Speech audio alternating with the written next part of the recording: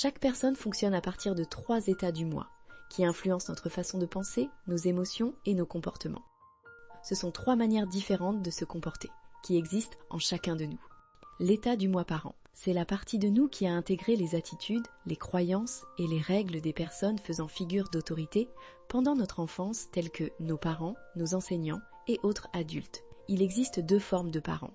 Le parent normatif, qui impose des règles, des jugements et des devoirs. Ce qu'il pourrait dire « tu dois faire ton lit tous les matins ». Le parent nourricier qui soutient, protège et rassure. Ce qu'il pourrait dire « tu es fatigué, repose-toi un peu ».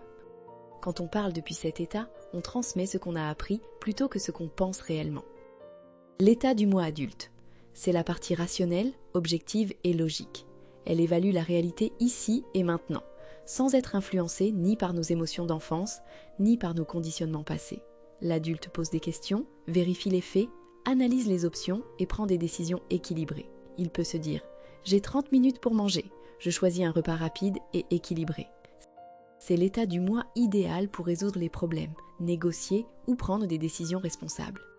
L'état du moi enfant, c'est la partie spontanée, émotionnelle et intuitive. Elle correspond aux ressentis et comportements que nous avons développés dans l'enfance. Il existe 3 formes d'enfants.